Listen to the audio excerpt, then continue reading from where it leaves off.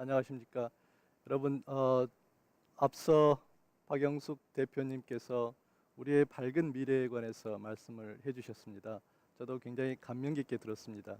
자, 그러면 이제 우리가 그러한 미래를 어떻게 준비할 것인가? 사실 그러한 밝은 미래는 과학기술 없이는 할 수 없습니다. 그러면은 그러한 과학기술을 어떻게 우리가 준비를 해야 되고, 그 다음에 누가 그것을 준비를 해야 할 것인가? 아마도 결론은 아시겠죠? 여러분들이 하셔야 됩니다. 저는 이제 그런 면에서 우리가 준비해야 될 내용을 한번 말씀을 드리고자 합니다. 제가 말씀드리고자 하는 내용은 4차 산업혁명입니다. 그런데 제목에 보시면은 융합인재가 만들어내는 정보경제라는 제가 제목을 붙였습니다. 4차 산업혁명의 핵심이 두 가지입니다. 정보경제와 융합인재입니다. 제가 오늘 말씀드릴 주제를 이렇게 요약해서 벌써 말씀을 드렸습니다. 4차 산업혁명에 대한 간단한 역사를 보면은 1700년대 초에 우리가 증기기관을 만들면서 그동안 굉장히 그 자연의 그런 에너지에 의존하던 것을 어떻게 보면은 우리가 빠른 화학적인 에너지를 이용해서 우리가 새로운 그 에너지를 만들었습니다. 그리고 1800년대 후반에 전기라는 새로운 에너지, 굉장히 편리한 에너지를 만들었습니다. 그래서 우리가 이 두 개의 산업혁명을 1차 산업혁명, 2차 산업혁명이라고 얘기를 합니다.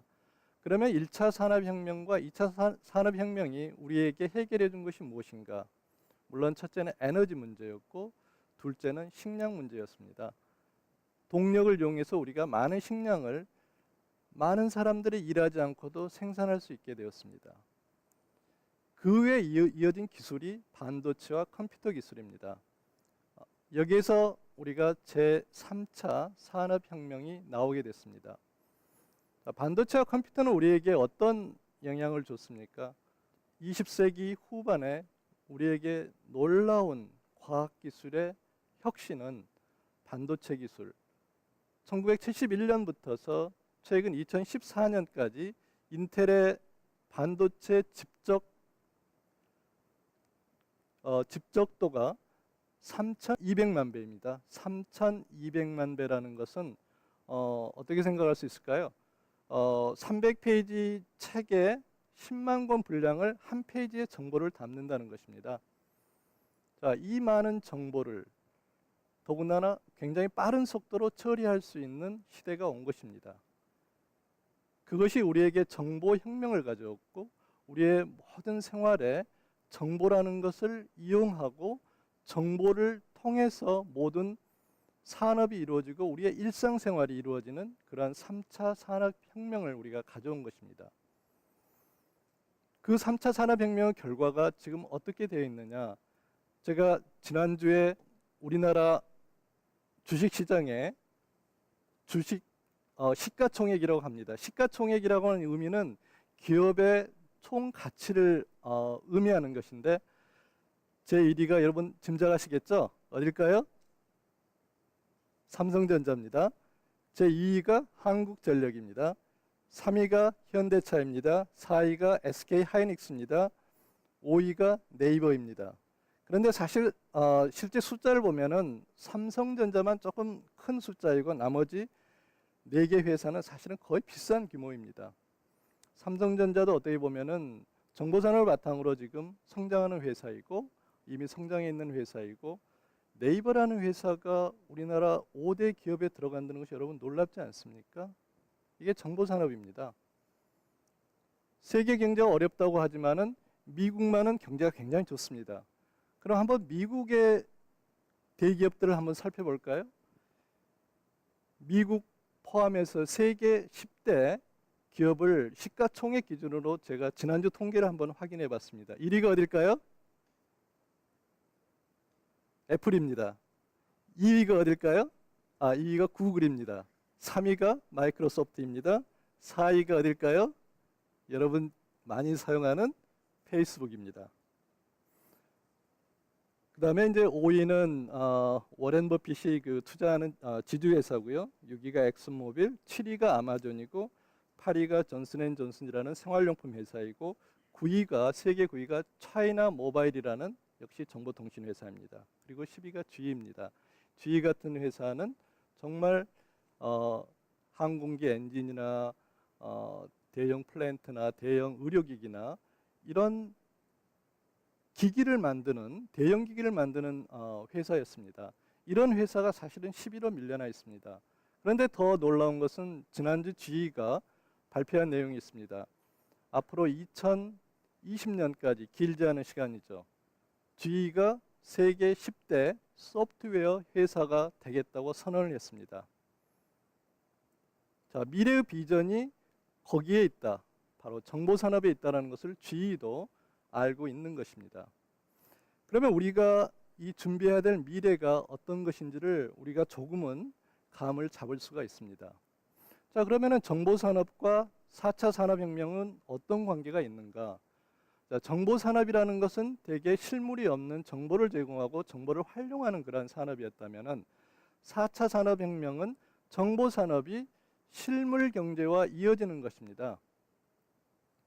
우리가 고도로 발달한 정보산업, 대량의 정보를 신속하게 처리하고 우리가 가장 핵심적인 정보를 뽑아낼 수 있는 그러한 정보산업들이 실물 경제로 이어지는, 제조업으로 이어지는, 그리고 여러 가지 사업으로 이어지는 것이 4차 산업혁명입니다.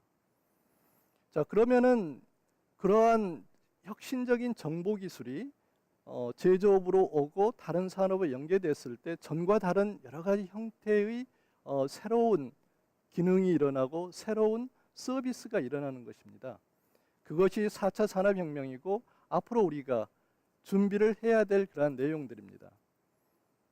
4차 산업혁명은 단순히 정보산업으로 끝나는 것이 아니고 앞서 우리가 들은 그 미래의 모든 산업들에 사실은 다 포함이 되어 있습니다. 인공지능은 말할 것도 없죠.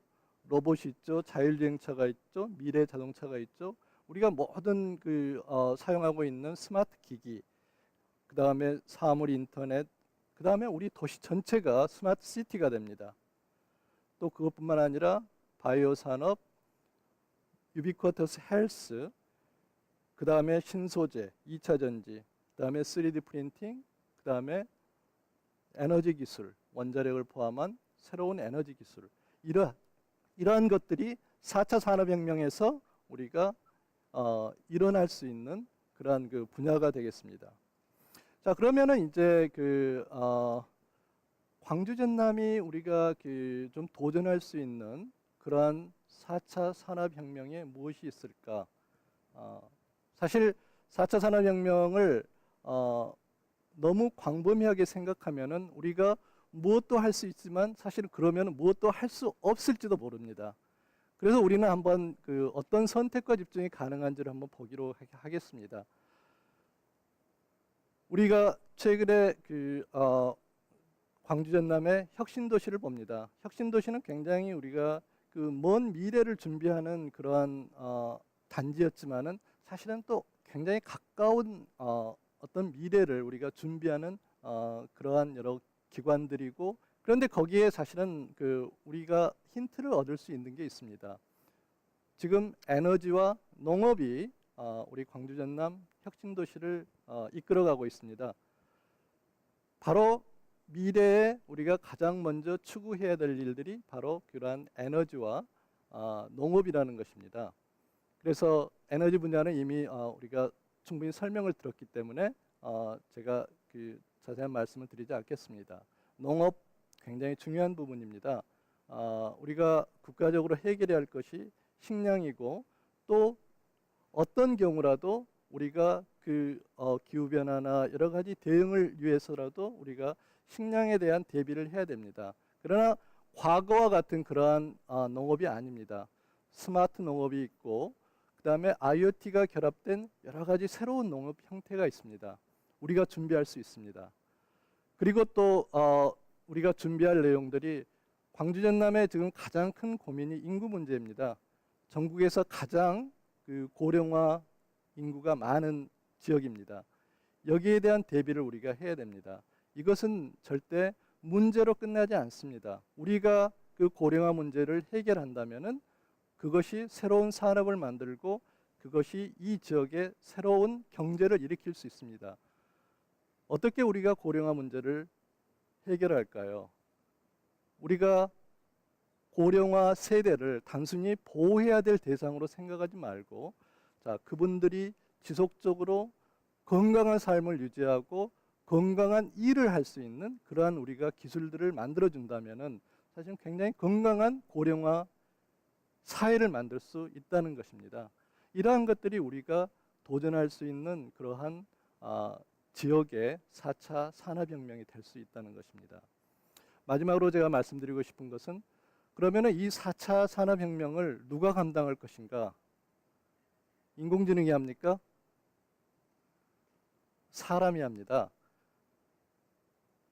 자, 인공지능과 사람의 관계를 한번 생각을 해보십시다.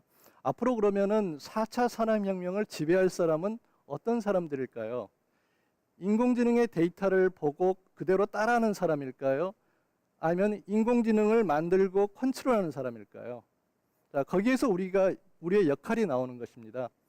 자, 우리가 4차 산업혁명을 지배한다는 것은 우리가 인공지능을 만들어내고 인공지능을 제어할 수 있을 때 가능합니다. 그것이 바로 저는 융합인재라고 생각합니다. 융합인재의 바탕은 앞서 말씀드린 정보산업에서 나온 정보기술입니다. 그래서 모든 분야에 필요한 정보기술을 우리가 제일 먼저 융합인재로서 사실은 배워야 됩니다. 저는 개인적으로 인재를 육성하자 이런 말을 사실은 썩 좋아하지는 않습니다. 왜냐? 내가 인재가 돼야 됩니다. 여러분이 인재가 돼야 됩니다. 인재가 될 수 있습니다.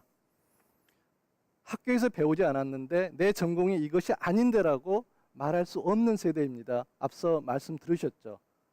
우리가 인재가 될 수 있습니다. 그리고 또 한 가지는 내가 인재가 되더라도 더 필요한 많은 인재가 있습니다. 우리가 광주 전남에 더 많은 인재들을 우리가 모아와야 됩니다. 미국이 세계 경제를 이끄는 비결 중에 하나가 무엇인지 아십니까? 전 세계에서 가장 머리 좋은 과학기술자를 흡수합니다.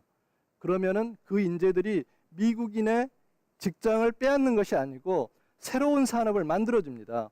앞서 말씀드린 그런 정보산업의 주역들은 대개가 이민 1세나 2세입니다. 저는 광주 전남의 미래가 이러한 인재에 있다고 생각합니다. 여러분, 우리가 인재가 되고 우리가 더 많은 인재를 여기에 끌어오는 것을 인색하게 생각하지 말아야 됩니다. 그것이 이 지역을 4차 산업혁명의 근원지로, 또 4차 산업혁명의 어떤 국가적인 중심지 또는 전 세계적인 중심이 될 수 있는 그러한 여건을 만들어가는 것입니다. 바로 여러분의 역할입니다. 감사합니다.